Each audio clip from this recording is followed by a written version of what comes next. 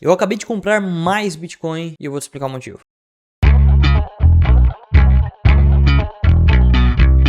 Salve galera, como é que vocês estão? Para quem não me conhece, meu nome é Fernando Pereira, sou trader, analista profissional, criador de setup de VAP e eu comprei mais Bitcoin. Se você acompanha meu canal, sabe que eu aproveitei recentemente essa queda do Bitcoin para a região próxima ali dos 60, 65 mil dólares para comprar Bitcoin. Bitcoin que eu havia vendido todos os meus há mais de um ano. Pois bem, eu voltei a montar a minha posição em Bitcoin agora e eu comprei um pouco mais. Para quem é cliente da carteira recomendada da Orisc, sabe exatamente o quanto eu comprei, porque aquela carteira espelha a minha. Então o percentual da carteira é o percentual que eu comprei. Mas o foco aqui não é esse. O foco aqui é te explicar o porquê que eu comprei. E aí você decide se faz ou não sentido adicionar Bitcoin na sua carteira e o quanto você quer adicionar na sua carteira. Pois bem, a análise técnica do Bitcoin não mudou muita coisa desde a primeira compra.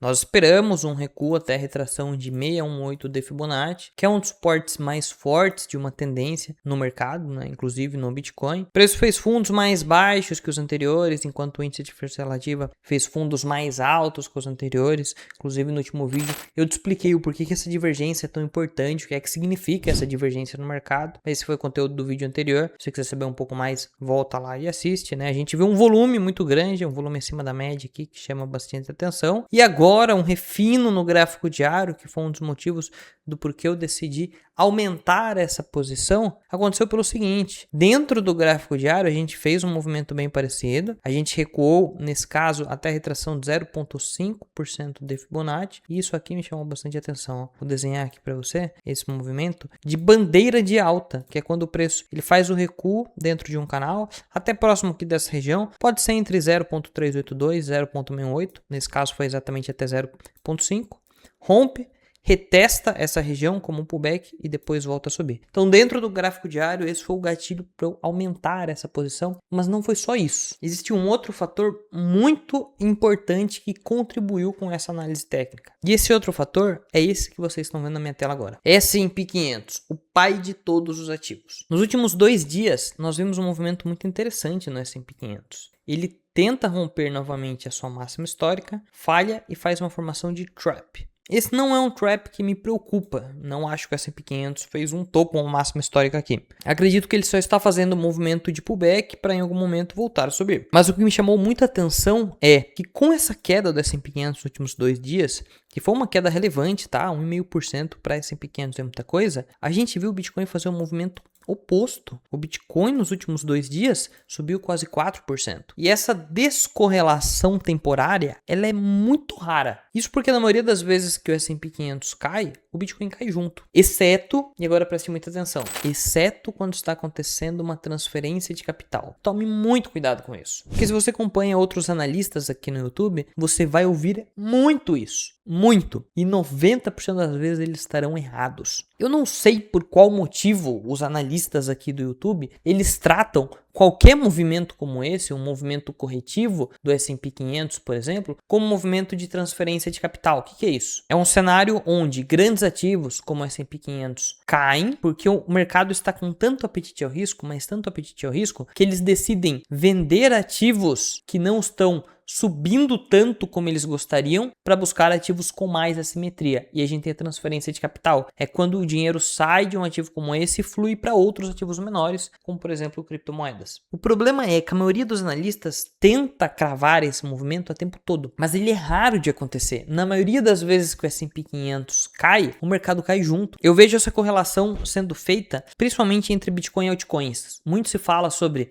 não, agora o Bitcoin vai parar de subir e as altcoins vão subir porque vai ter transferência de capital para as altcoins. Também acontece, mas é raro, não é o tempo todo como tentam te vender. Na maioria das vezes que o Bitcoin parar de subir, as altcoins vão cair. Mas se você tem pelo menos um ano de mercado acompanhando o conteúdo, você provavelmente já percebeu isso. Que 90% das vezes que você vê uma análise como essa, ela está errada. Pois bem, eu que sou muito contra essa análise, acredito que dessa vez ela estará correta. Eu acredito que o mercado teve uma leitura parecida com o que a gente teve nas últimas semanas aqui do Bitcoin em relação à análise técnica, numa região muito importante, região de antigas máximas históricas, divergência no gráfico semanal, divergência no Fear and Greed, que eu já te expliquei o porquê que é a divergência mais forte do mercado, inclusive, e ver tudo isso acontecer com o S&P 500 já em máxima histórica, depois de ter subido, cara, só de abril para cá, a gente tá falando de 4 meses, nem 4 meses, mais de 25%, traz um cenário de E se eu arriscar um pouco ali no mercado cripto? E eu acredito que é o que está acontecendo agora. Um dos motivos que me fazem acreditar que isso está acontecendo, além desse movimento nos últimos 2 dias, são os acontecimentos recentes no Bitcoin. Pô, nós tivemos corretoras grandes quebrando ultimamente, como por exemplo a Bitmart. Um golpe de rug pull horrível. O dono da Bitmart literalmente sacou todo o saldo on-chain que existia dentro das carteiras corretoras e sumiu. A gente teve cold wallet sendo hackeada, cara. Bitcoins em cold wallet sendo roubados. Esse é um tipo de movimento que, se houvesse oferta o suficiente no mercado, com certeza ela já teria sido despejada. A questão é, não foi.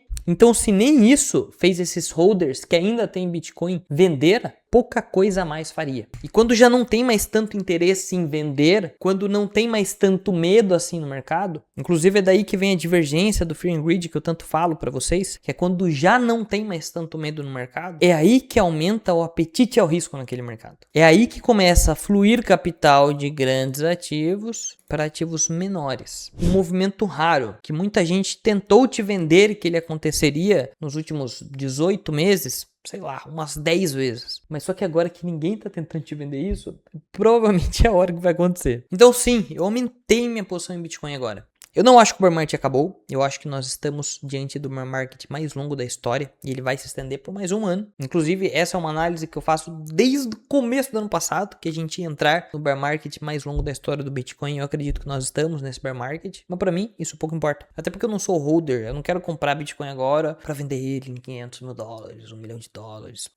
Quero comprar barato e vender caro. E no momento o gráfico me diz que ele tá barato. Assim como ele disse a primeira vez que o preço chegou aqui, a gente comprou. Quando o Bitcoin vai ficar caro, o gráfico vai me dizer. Assim como ele disse quando a gente chegou em 82 mil dólares, eu vendi. Não tô preocupado aonde eu vou vender agora, porque tá na hora de comprar. Então eu tô preocupado em aumentar a minha posição, mas manter caixa para caso essa análise dê errado e eu possa melhorar ela ainda mais um pouco para baixo. Inclusive, esse é o trabalho que a gente faz na carteira recomendada da Heuristic. A gente ajusta a gestão de risco e o tamanho da posição, para que em momentos mais adequados você possa melhorar o seu preço médio, você possa comprar mais, você possa trabalhar essa posição. Então, se você tem interesse em fazer tudo que eu faço na minha carteira, comprar exatamente o que eu compro, vender exatamente quando eu vendo, copiar a minha gestão de risco, e não só a minha, mas dos demais profissionais aqui da Heuristic, a solução para você é a carteira recomendada da Heuristic. Caso você esteja me assistindo pela televisão, eu vou deixar um QR Code aqui em cima, basta você apontar seu celular e escanear. Caso você esteja me assistindo pelo celular ou pelo computador, eu vou deixar um link aqui na descrição que vai te mandar direto para lá. Não perca mais tempo, clique agora mesmo e conheça um pouco mais da carteira recomendada da Heuristic. Chega de depender da sorte, depender do hold.